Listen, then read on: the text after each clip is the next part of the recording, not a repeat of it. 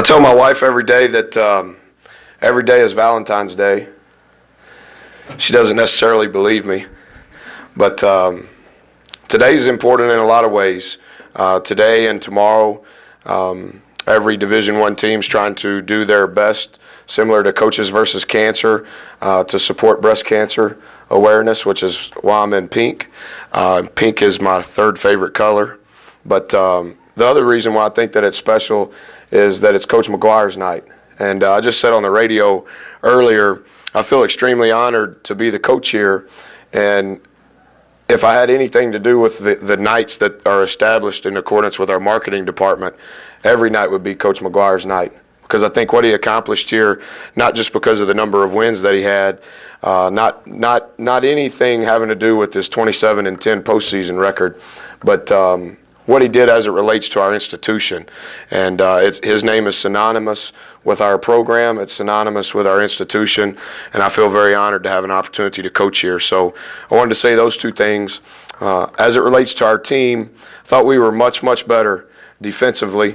Anytime you can hold a team to 24 points and 37% from the field in 20 minutes the first half, I think you're trending in the right direction. They're a team that averages 14 offensive rebounds. We struggle with that, as you guys know. They only had two. They had 3 in the first half. Only 1 led to conversion.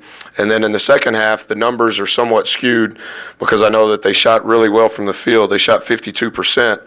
But in the first half, we created 9 turnovers, and in the second half, we created 15. So if you can create 24 turnovers within a game, typically, Big East games are probably somewhere between 72 to 82 possessions.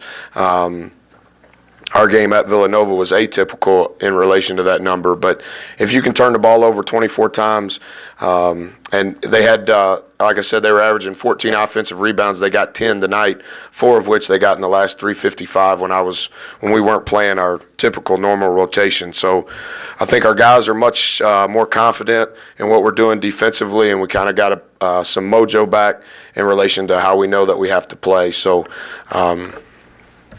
we're thankful for the win, as always. You said that this week you guys didn't do anything offensively in practice after the Nova game. Were you trying to get back to basics, or what was the thinking behind that?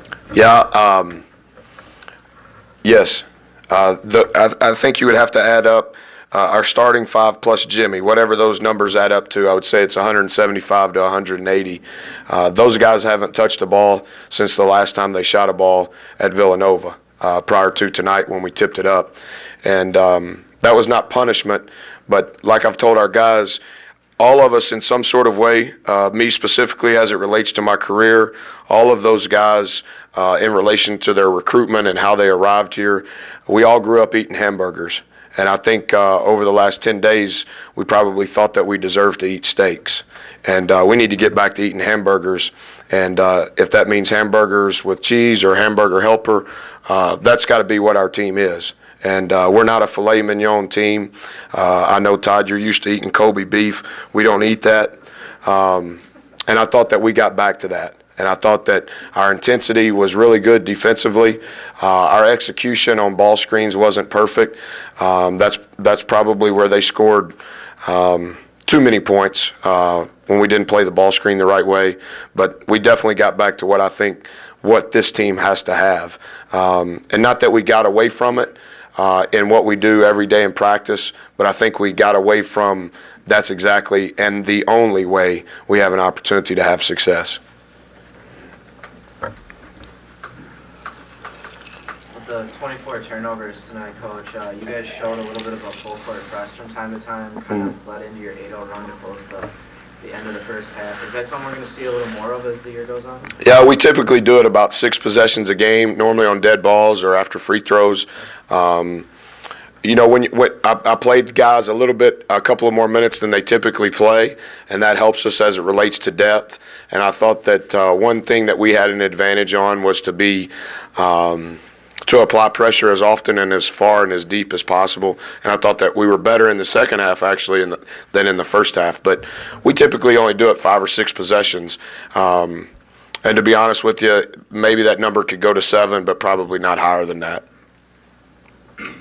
you're able to get pretty much everybody into the game at some point. Was that something that you wanted, that you were hoping to do come into this game, or did the game kind of, the way it went in the second half, dictate the fact that you could do that? No, I wasn't thinking that way. I think that if every game went that way, I would do the same thing. The thing that I was concerned about before the game is the same things that we've concentrated on over the last 2.5 days of practice, and that's just being much better defensively, because that's the only chance that we have. And that was my concern. I'm glad that those guys were able to play the minutes that they were able to play, because I think it's important for their growth, and I don't want to stunt their growth. But at the same time, I have to, as the steward, I have to make sure that I'm accountable for growth versus winning, and winning always comes before growth.